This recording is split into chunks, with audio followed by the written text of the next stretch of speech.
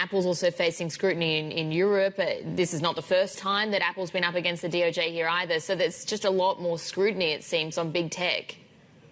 Yeah, we've known that this complaint is coming for a while. The Justice Department started this investigation in 2019 during the Trump administration, kind of took a back seat to several other cases they were working on, and now we've learned that this complaint is finally ready for prime time. And one thing we know about Jonathan Cantor, the Assistant Attorney General in charge of Antitrust, is that he's really focused on crafting a compelling narrative in this complaint. So it's not just what we'll see tomorrow, as soon as tomorrow is not just kind of a thick text of legal language. He really wants to tell a story about how Apple's alleged behavior is harming consumers. So that's one thing we'll be looking for, is really kind of the narrative that they're trying to craft with this complaint.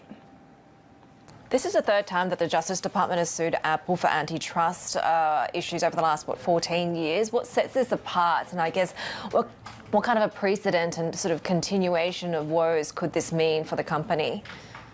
Yeah, that's a great question, and it's kind of in line with what we've seen from other countries. There was law related to app stores in South Korea. There was the EU's Digital Markets Act, which just went into effect.